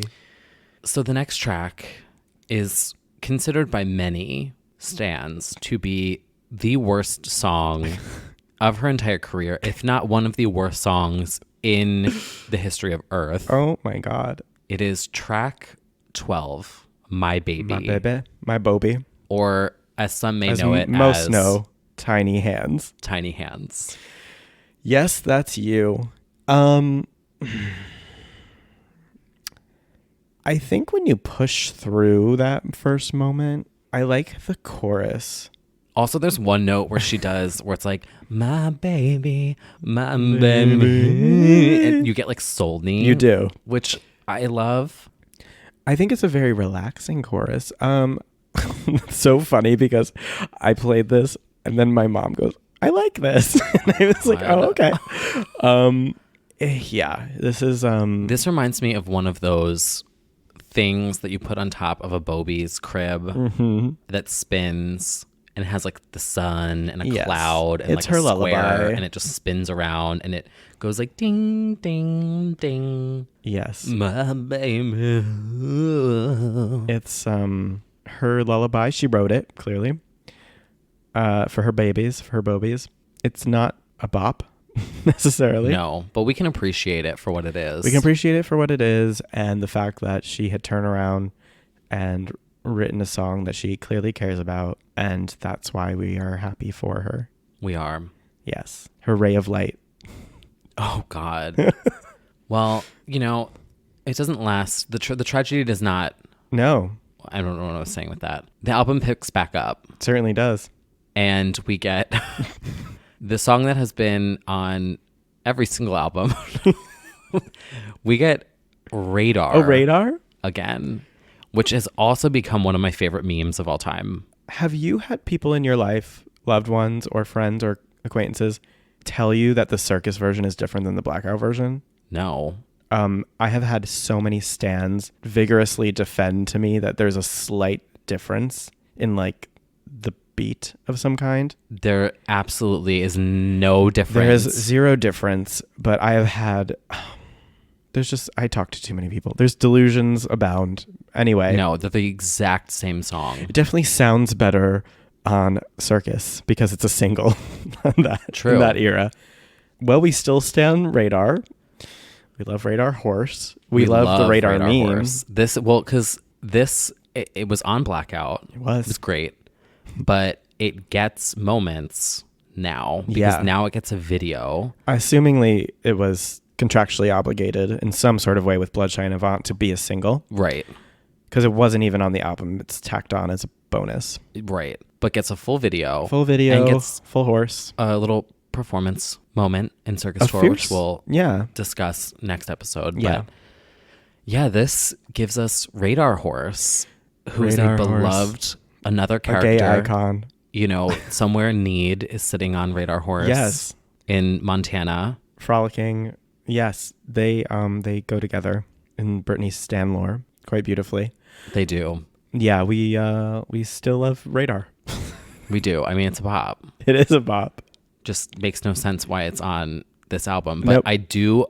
There's a meme that is out there, and whoever did this is brilliant, and I wish I could find it because it's not easily findable. Mm-hmm. But what they did was they recreated every single Britney Spears single cover using yes, the femme fatale bed photo, yes, which is also iconic. We're going to talk about her in 2011 because there's a lot of characters. I just want to get them all together. Don't you just want to like get Neyde? We really should. And Banana and Radar Horse. Yes. And the Britney bed photo. They're just like these coveted, cherished, iconic characters. They are. And so they took every single cover and they changed all the song titles to Radar. Yep. And put the femme fatale bed photo. Yes. And it's just like Radar. And it's like 50 versions of Radar in a square. And it had to have taken so much time. Yep. But it was so funny. It's really good. The fan obsession with Radar being added for a second time has truly kept us going. Yeah. And also someone made that an album. I think it was it before Glory came out or Britney Jean? Yeah. And it was like Radar, and they just did like all the like the Radar Horse mix, and it was all these different remixes. I did that. Did you? I think I did. Somewhere. Well, I definitely saw it. Definitely made Radar jokes in my day. It was like Britney's most personal album ever. And it was just like Radar. I think I did. It might have Radar been. Horse remix. Yep. Oh my god, it was so funny. Or maybe it was Queen Neyde. Yeah, she's really good at memes. Yeah. Or whoever it is that runs that account. Yeah, they promote Radar a lot. We need to find them and interview them. We do. This whole podcast and expose is their dedicated identity. to them. Well, I wish it was me and I could just reveal it, but right? It's not. So lastly, speaking of bonus tracks, we've got two more on Circus. The deluxe, yeah. The deluxe edition, which are fantastic. The first is Rock Me In. Yeah. Rock Me In. Her flirtation with rock music as an experimental artiste. Super spacey. It reminds me of Space Jam. I don't know why. Oh, okay. It's just super Jessica spacey. Rabbit. Yeah. Oh, she's not Space Jam, is she? No, who's that other that's rabbit? Roger Rabbit. Oh, who's Bugs Bunny? But isn't there a girl one? Oh, don't expose me for not knowing. Babs Bunny, Queen of Pop. Yep. Why are we talking? Oh, because it's like kind of like Space Jam. spacey. It's kind of like a bouncy, spacey. Yeah. Yeah, this one does. This one reminds me of like flying in the air. Oh yeah. Mm-hmm. Okay, so we're in space flying. Takes off. Yeah, it goes off. Yeah. Yeah. It's spacey rock. It is very ahead of its time. I love this one. And then lastly, we have Phonography. Phonography is the one that I think people. I feel like true stans like die for Phonography. Yeah. This one I felt like was definitely from Blackout. Yeah. That felt like they finished it and put it on this one, which I loved. Well, the technology improved in a year and they were able to discuss Bluetooth. Oh, yeah. Yeah, it's a song about phone sex in various forms. She's got a star 69 for that ass. Yes. The lyrics are bananas. They're insane. This is back when phones still had buttons. This is, yeah, it really wouldn't register with the teens these days. No. They wouldn't understand what they're talking about. It's so fierce and deserves a performance and acknowledgement of some kind. It never will. Nope. But when we get the Antony tour, she only performs I would music. love that. Oh, God, wouldn't we all? Never going to happen. But if she were to, like, do that, that would be right at the top of my list. Great song. A good album. And there are some other bonuses that didn't even make the deluxe, actually, which is Trouble. Oh. Trouble. Because it was only iTunes exclusive. Right. Trouble. Yes. And it like also sounded just like Get Together by Madonna. And somebody made a mashup. Not like in a stealing way, but in a this flows perfectly way. Beautiful song. Very deeply electronically layered dance floor. It's also very, very underrated because also nobody has heard it because it was an iTunes exclusive. Right. For some reason, I was thinking of that one as being a blackout demo that was just... I know, but it might as well be. Right. Trouble's really good too. Yeah, and we also... Don't we get her doing this in For the Record? Yes. You see her singing it, which is why it made no sense that it wasn't on the actual album. Yeah, and we were so excited for it too. What Right. the fuck? Larry. I mean, I suppose it was sort of the opposite argument is we were excited about it, so we bought it on iTunes to get it. Invented buying on iTunes. Invented buying on iTunes. I mean, that was the tactic back then, was like, how do we get the deluxe edition sold? We put the best tracks there. True. Better tracks, you know? Bonus tracks for Circus especially are crazy. They're really good. There's also 2 other tracks that are not on Spotify, which is a disgrace. Disgusting. But there are 2 final tracks that are extra bonus tracks from Circus. Quicksand and Amnesia. Yep. These are also such great bonus tracks. Quicksand, of course, was written by an up-and-comer named Stephanie Germanotta, who unfortunately did not make it in the music industry, but she... Oh, our subscriber count just went from 4 to 0.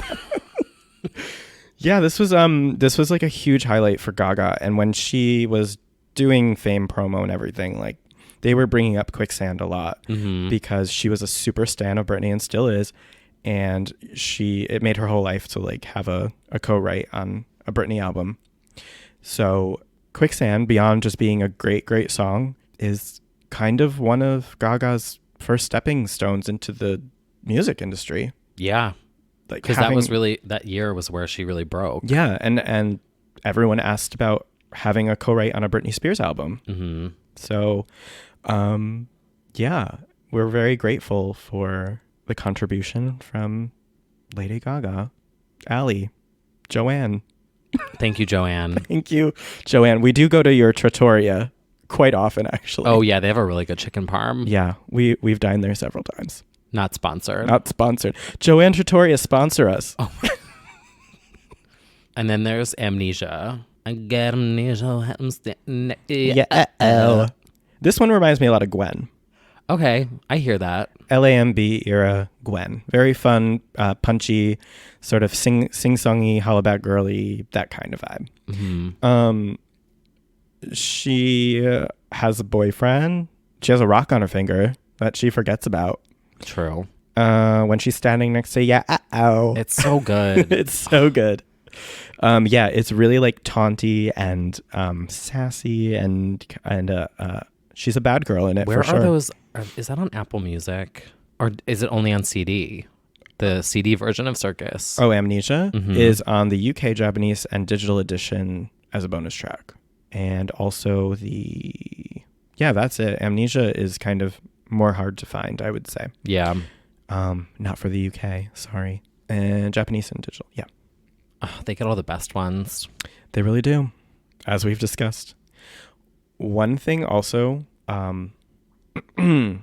controversially, we should discuss, Lace and Leather, produced by Dr. Luke, is the introduction of Maya Marie. Oh. Yes. And as I'll discuss later, as I did have a sit down with her for sushi. You did. Yeah. And he also did Shattered Glass and also Circus and several of the songs on Circus. But anyway, as she told me, he put a call out for session singers who could sing like Britney. She walked into the studio and had her sing a few lines of Baby. I think she said it was Baby. And he's like, yeah, it'll do. Just like do it for the day. And so she provided background vocals. Wow. And that was the beginning of the Maya Marie connection to Britney Spears. For those who completely don't know what that means, Maya is a singer who is featured as a background vocalist on every Britney album post Circus, except Not Glory. And her involvement on Britney Jean especially prompted quite a bit of controversy because of the amount of her involvement. Yeah. Well, we're gonna go there. We'll go there in that year. Yes. I think. Yes, we will. So that's a little Maya for you. Wow. Mm-hmm. Oh, and I mean, if we're going to talk about it, there were song titles coming out at the time, like Candy from Strangers and all these potential like alleged blackout demos and things like that were Maya. They were Maya songs. Oh, I remember that. Yeah. There were a bunch of them, and they she even had them faked an Erica Jane. Oh yes, the Erica Jane music video for "Hold It Against Me." Yeah, was pretty mess. Pretty mess. Yeah, it was fierce. She had songs on her MySpace, and in typical Britney fan troll fashion, shout out to Exhale, people would claim that those are Britney songs. They're just fully not. Yeah, but some of them I'm sure were considered as demos, maybe, possibly. I'm sure. Or they wanted to submit them. Yeah, but it kind of created a lot of confusion in the Britney fandom, and also just in general in the public, because here was this person who sounded like her, and if you're not a stan, you're like, this is her, but it's not. Like how I play Freaky by Trisha Paytas and tell people that it's a Britney song. Right, might as well be. But people listen to it and they're like, Trisha oh my Marie. God, this Britney song is so good. Yeah. Well, it's also a way at this time for people to get press and attention, because real Britney songs were leaking. True. So you could leak something and be like, oh, I have these weird 30-second beats that are just instrumental tracks that I remember leaking at the time. Right. And people saying that, oh, this is going to be Toy Soldier. I remember that too. It was like a time where you could get attention. Yeah. For just leaking. I think there was one girl. Was it Ashley Breathe? Do you remember that name? Okay, it sounds familiar. Yeah, also one. At this time, there were a lot of like fake fans. Fake fans, session singers, and people coming for the original doll. Oh, wow, I see what you did there. See what I did there? But I think it created a lot of confusion. I think a lot of people are excited about songs that fully are not Britney songs too, like to this day. Right. But, maybe we'll dive deep into all of the unreleased Britney songs in a special episode one day, and we can debunk what's real. There and what's are a not. lot. Yeah. If that's something you would like to see, tweet us. Tweet us, or leave snail emojis on Kyle's Instagram. Tweet us the CD emoji. Yes, the CD emoji. That's probably more appropriate. I'm still getting a lot of lotus emojis. Oh, I know. I feel very proud of that. Thank you for that. Yeah, and that's pretty much. And that's Circus. It's like that was like a circus. So what? How would you describe this year? What's the knee? I have to really think about this one. Same. For me, I think the defining moment was GMA knee. No, I've got it. The defining knee of 2008, Karate Kid knee. That's a good one. Yeah. For those fake fans listening who don't know what that is a reference to one of her many quotes from For the Record, where she says she goes through life like a karate kid, which couldn't be more of an accurate representation of what she's been going through and how she's resilient, and kind of made us feel okay about that whole documentary. Right. And wasn't that one of the final It was scenes? One of the final things. It was meant to be a very serious answer. And the question was something along the lines of like, how do you do it, or how do you manage, or something? Now I try to avoid situations from the past that may threaten me. How do you do that? I go through life like a karate kid.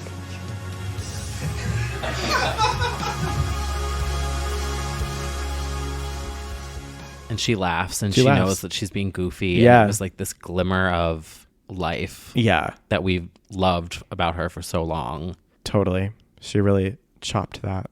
Yeah. And like you hear everyone laughing in the background. Yeah. Oh, my queen. Yeah. I want to, because I know I literally can think of a 5-second clip in For the Record that for me sums up this era, and I'm trying to put a word on it. And it's the scene when she's filming Circus, and the music builds up, and it's the shot of her sideways with the fireworks. Yeah. And the fireworks drop. Fireworks knee. Practice hot. Here we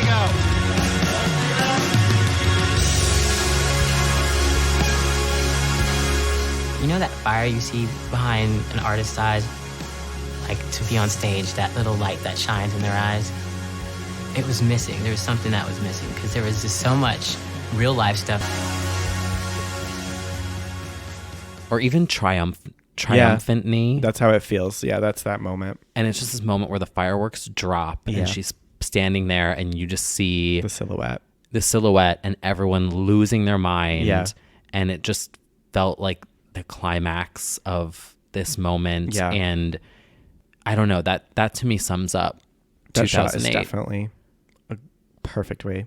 Because it was like a triumph, but also she had to work for it. Yeah. And she fought through it and she was resilient. Mm-hmm. And not just resilient, but also triumphed. Yes. Ugh.